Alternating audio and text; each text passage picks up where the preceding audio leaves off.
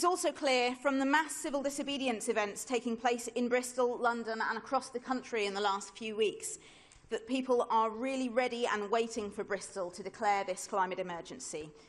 Those taking part in the non-violent direct actions are not the usual suspects, though credit to them too. They include academics, professionals, journalists, lawmakers, grandparents, children and those of all faiths and none.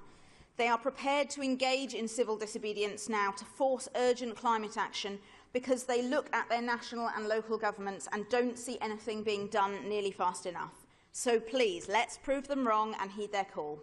Enough of words, it's time to act. So let's move on to motion 2, which is to declare a climate emergency.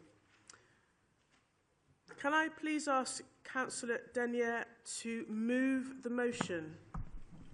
Thank you, Lord Mayor.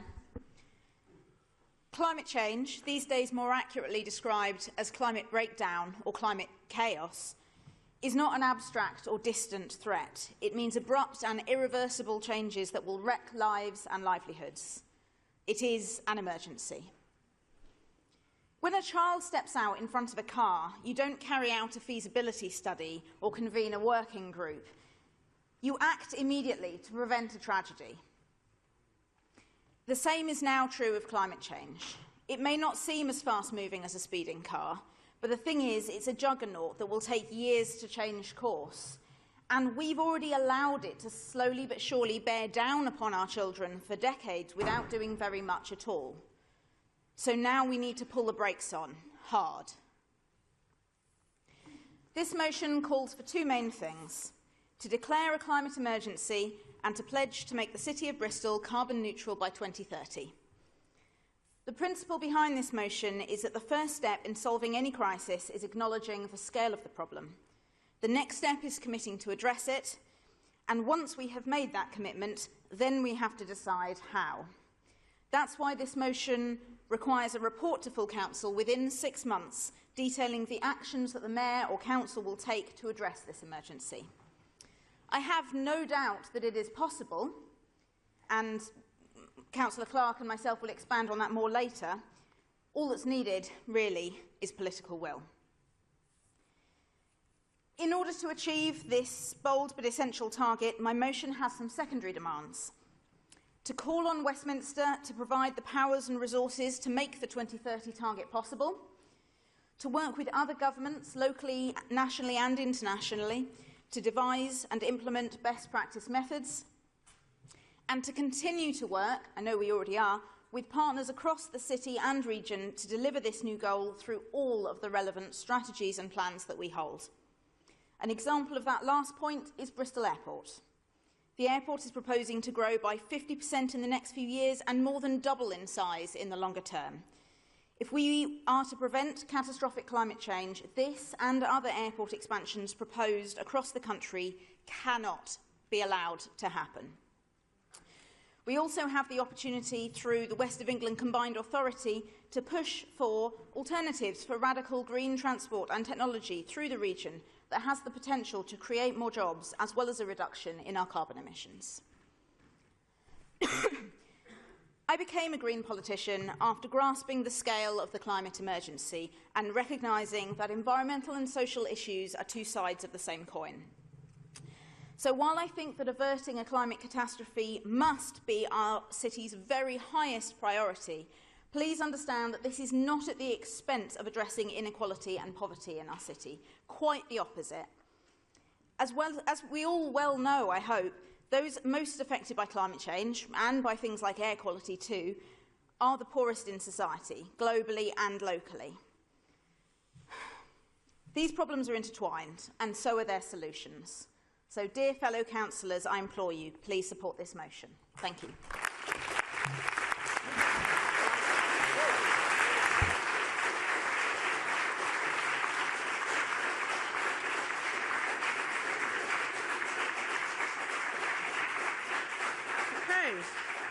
Can I ask Councillor Clark to second the motion, please? Thank you, Lord Mayor. I'm very proud to second this motion. This is easily the most important speech I've ever made, and I feel quite emotional about it. What we're heading for, as Carla has told us eloquently, is a full-scale climate emergency. We could see breakdown in the way we manage and order our society, the way we grow our food and the way we live with the natural world. Bristol is by instinct a green place. That's green with a small g, of course. We seem to be on track with our carbon targets, and projects like LEAP look really promising. Marvin and previous administrations really deserve lots of credit for this. What has changed, as you probably all know, is that the recent report, IPCC report, has shown the true scale of our task and has given us a timescale of only 12 years to try and do something about it. We have to be much more ambitious than we have been, hence this motion. The IPCC report, all 800 pages of it, show the difference that can be caused by extra global warming of only ½ degree, from 1.5 to 2 degrees. And the impacts are enormous. In fact, the report lists nearly 800 pages of them.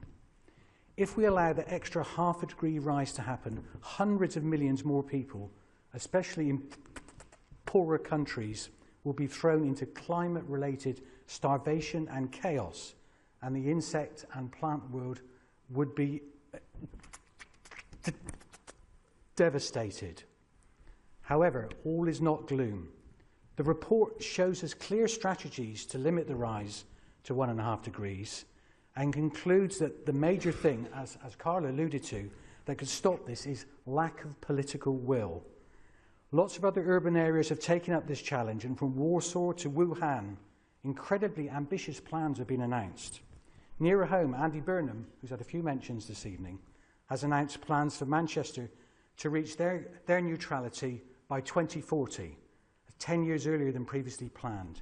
He talks clearly about the huge economic opportunities presented by a thriving green economy. He's right. There are enormous investment and job opportunities in being right at the leading edge of this issue.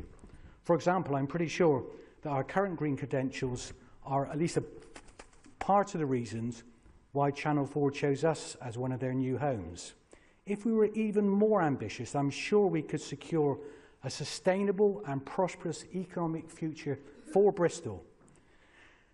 The recent LGA review stated that the actions of this council were a catalyst for change. Well, please, please, let's see that ambition in action tonight. Marvin, we call on you to be the hero of this story and to leave a real legacy for generations to come. Declare a climate emergency, make us carbon neutral by 2030, and please report back on what you're doing so we can really help. Thank you.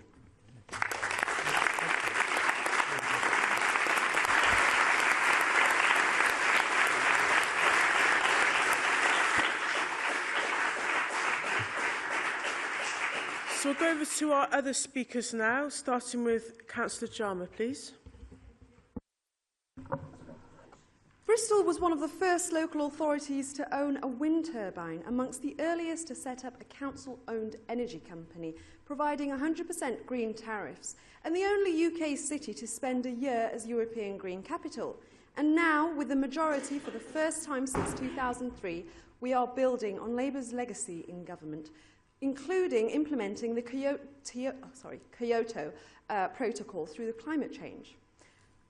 Unfortunately, here we have a Green Party in all but name, one which votes with Tory councillors against some of the £14 million of our capital investment in clean energy while supporting developments which would have worsened already illegal air quality for some of the poorest Bristolians.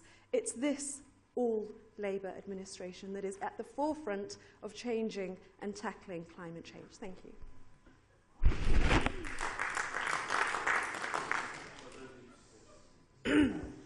And now, Councillor Weston, please.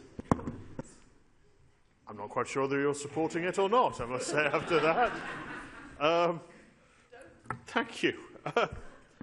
Okay, I'm taking a deep breath. I feel I'm about to become a semi-pantomime villain. I'm actually going to vote in favour of the motion, but that's not unequivocal support. I agree with where the thrust of it is going. And I think climate change is a serious problem and needs tackling. And actually, I think good work is happening around the world and in this country. You may think that it needs to be faster, but we do have more, for example, offshore wind than any other country. The cost of solar power has dropped by 35% since 2010. There is good things happening. Coal power stations are closing. There's there. But I then come to the LEAP prospectus. Now, that does sound exciting. I'm afraid I've got my brief on Thursday. You may have had your brief already. So let us just wait. We want to see the devil in that detail, but it might be very good. But there are two things that I do have concern about on this, and I want to be honest about that. And one of those is, are cities best placed to tackle climate change? And if I'm honest, I'm not sure they are. I'm actually not sure countries on their own are best placed to tackle climate change. I mean, the example that always comes to me is the Lynmouth aluminium smelter, where we passed environmental legislation here, which was good legislation. I approved of it. But the result was that Lynmouth closed, and we now import our aluminium from other countries with less stringent environmental records. It made us feel good. We had virtuous CO2 drop and everything else, but actually the amount of global CO2 went up. And it was one of those laws of unintended consequences. You were right to mention Kyoto. And actually, when we think about the tackling of the ozone layer and the problems with CFCs, things like that, that was a genuine global response. And we should applaud that, and we should be trying to emulate it. But cities acting on their own, I'm not sure. We can certainly provide a lead, and I think we can be a test bed, and maybe that's where LEAP prospectus comes in. We can be that test bed of technologies and push it. But actually, if we really want to reduce CO2, if we really want to tackle climate change, we're not best placed. I disagree on that. Well, I think we also need to look at 2030. Is it achievable? Genuinely. It's certainly aspirational. It's something that we should be aspiring to. But Andy Burnham was mentioned. I'm not convinced 2030 actually is possible. Certainly not acting on our own. Because I think what you might find is we can try and become carbon neutral, and the industries, for example, at Avonmouth, will they simply relocate further up Sevenside into South Gloucestershire? I'm not sure we're able to do it on our own. It needs to be a far more holistic approach. And it's one of those things that we have to balance both an economic and a climate response, because we need to be able to afford the mitigations that we need, because climate change, what we're talking about here is actually trying to limit climate change. And that is going to lead to increased sea levels. It is going to mean we have to spend more on flood defences. We have to pay for that. We're out of time. So I will finish very, very quickly, I promise, my Lord Mayor. So I rise in support, and I will vote in favour. But I'm not convinced that some of the language actually is achievable. And I think we need to be cognizant of that, rather than set ourselves goals that actually we know we can't reach. But it's a good aspiration, and I will support it today. Thank you, my Lord Mayor. Thank you. So back over to Councillor Negus, please. Thank you, Lord Mayor. Well, in answer to you, Mark, and I have been very encouraged by many of the things that have happened in the world in the last 10 years. I've been an environmental activist most of my life, and I feel very, very strongly about this. I can tell you that the Liberal Democrats, when we brought in the Green Capital, had Europe and actually the world listening to what we were doing and saying. And that's the sort of ethos we need to engender again. You only get one go at life, Mark. If you're in a place, that's the place you start from. If it needs to be done now, we're the ones to do it, because we're the ones that are here now. The worrying thing, I think, about some of the positive things that have been happening on the supply side is that's given us a very false sense of security. No one would have believed the massive progress that's been made in generating energy, particularly in all manner of means, and some of the better ones are not even being exploited yet properly. I'm talking of wave energy and tidal energy particularly, which I'm a massive fan of. But that gives us some comfort. And I'm afraid there's not a lot of comfort out there if you look in the long term. The thing that's really changed recently is that and the word was mentioned, it's irreversible. There was always the opportunity that when we did actually get to grips with this and being able to solve it, and carbon capture and all the other big stuff that are going to be needed, that we'd actually always find a way of saying, we're going to do this, it's just going to take longer. What hasn't been said by IPPC what it has, but not really with enough emphasis, and certainly not been mentioned around here, is some of the things we have to really concern about. That's the lag that we've got when we switch off all this energy. The lag and the time it will take for that to still have an impact is profound. We have heard since the IPPC that we're going to have that we've already got much increased oceanic temperatures than we believe. This will cause increased methane and other problems coming from the oceans. And if that attacks the permafrost in the tundra, in the northern countries, and that starts to leak methane as well, we are stuffed, guys. This is absolutely it. So we don't get a chance of saying, we don't get the apology, the excuse of saying, yeah, okay, we'll do it at a fair speed, we've got other things to think about and all the rest, but that just means we're going to put off the good day when we can solve this. It actually doesn't. If we don't crack this seriously now, and I don't think, I do agree with Mark, I don't think 2030 is actually achievable. But I tell you what, if we don't start now aiming for a date that is the fastest date we can possibly do this, nothing is going to be achievable. And if we don't get this right, we are in, I mean, it is just the most serious. You can't actually conceive, not even a world war, as being as serious as not having a planet to live in for people and all the other species and the wildlife, the flora and fauna that make up this fabulous planet, which interacts so minutely to keep us all alive and frankly functioning. If we get some of this, one little bit of this wrong, then it will all escalate and cause, I'm afraid to say this, a catastrophe. So we need leadership, we need a lifestyle change, we need a legislation, and that's the one that worries me the most. Up to now, I've been very encouraged by the prospect of nudging progress. Thank you. End there, please. Nudging progress on this, but now we're going to have to get really serious and do things by the book. In terms of what comes out of this report, I'm just finishing in terms of what comes out of this report. We have to have muscle, and we have to, all the things that this city does must be focused on this problem. Right. Everything's turned around. Thank you very much. That's the answer.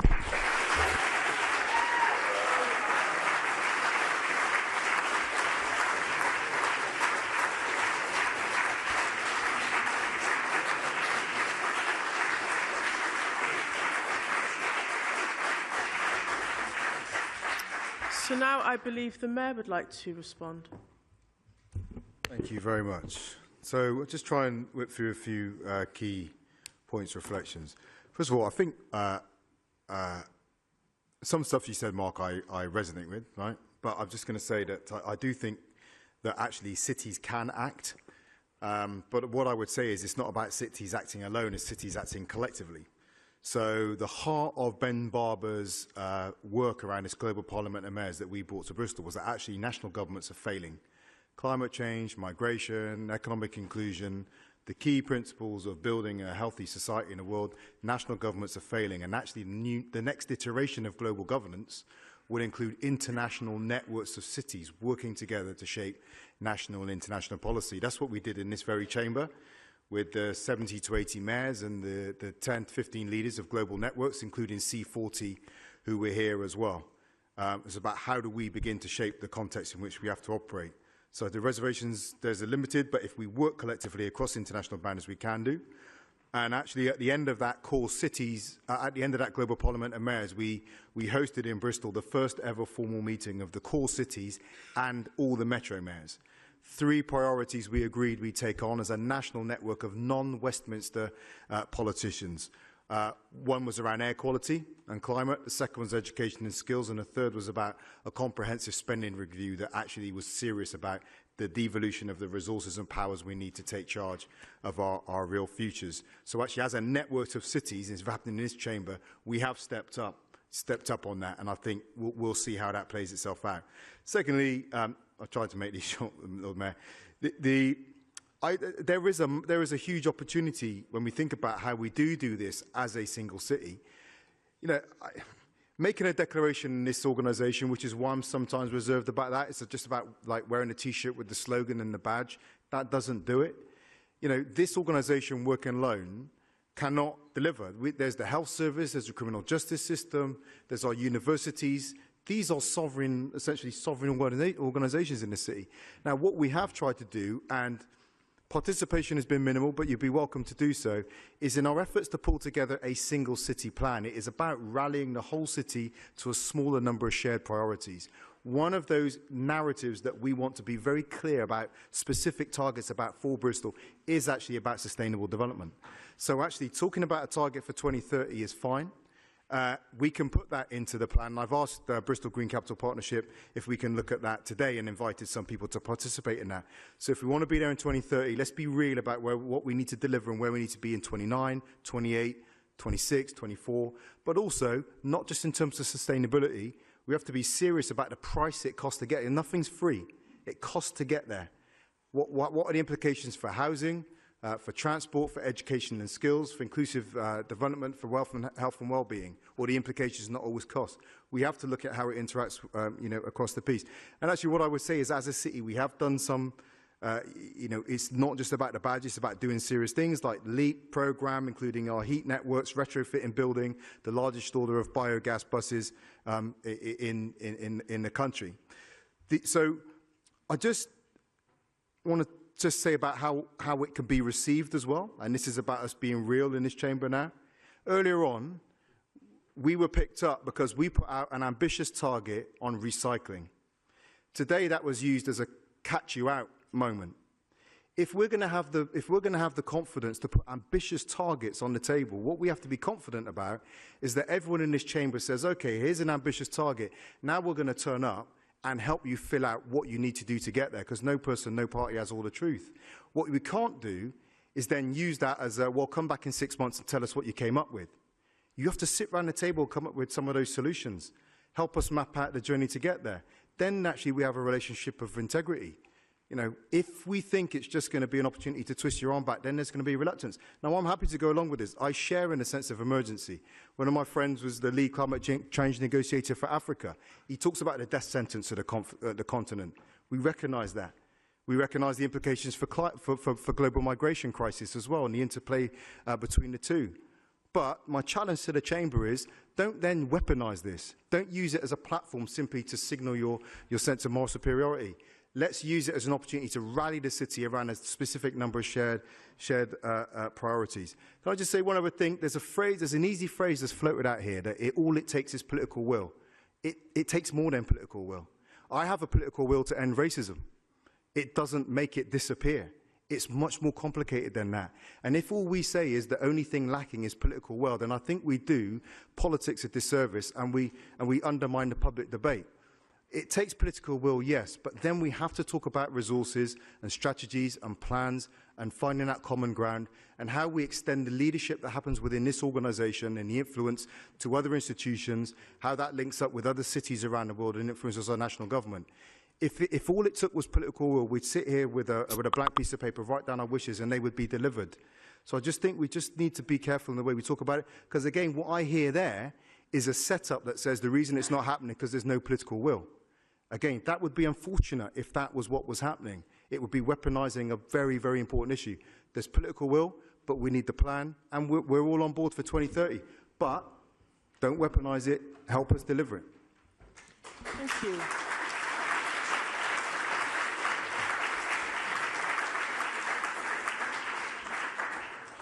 So I'm now going to go back to Councillor Denyer to respond.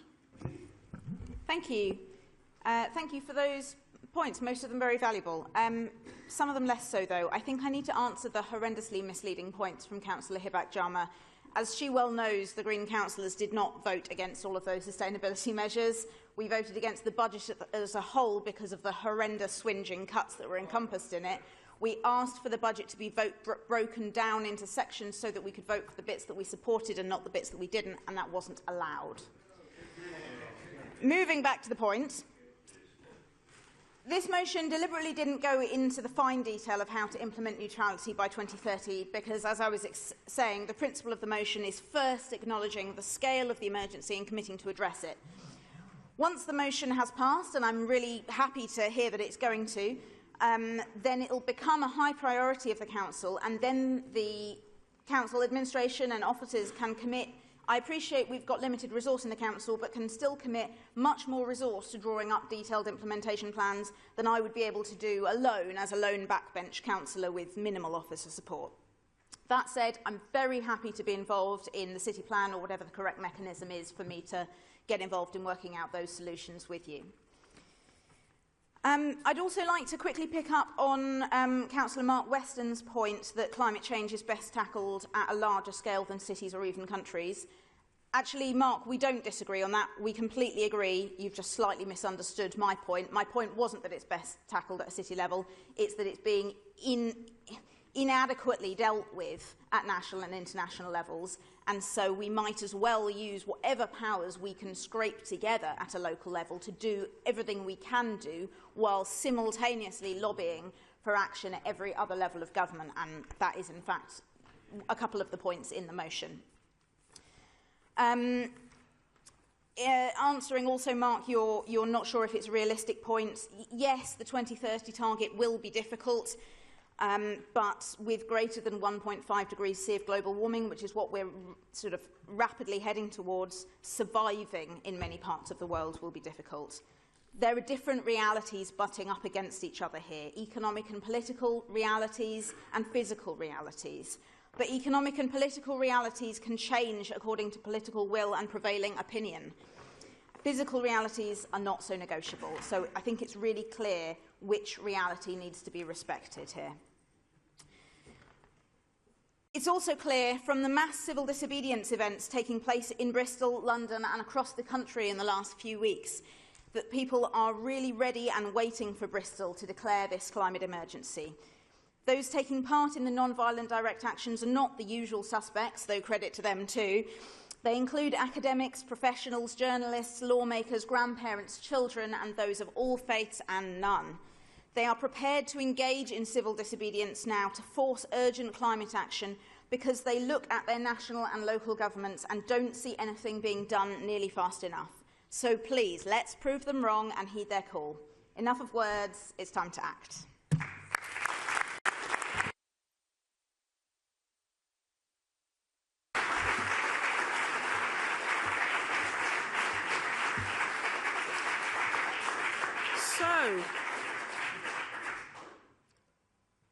Let's now move to the vote. Are you ready? Please vote now.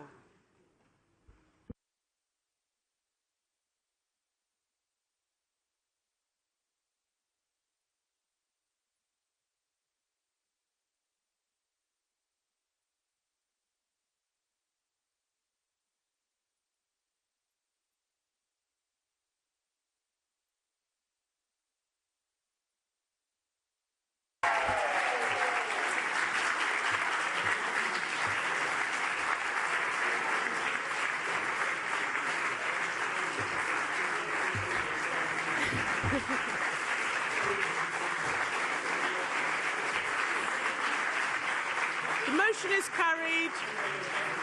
That concludes the meeting. Thank you very much, councillors and members of the public, for your engagement, and I do hope those who have been invited to work with the Mayor from the public gallery will take that offer up. So, good evening, and we'll see you again next month. With the city.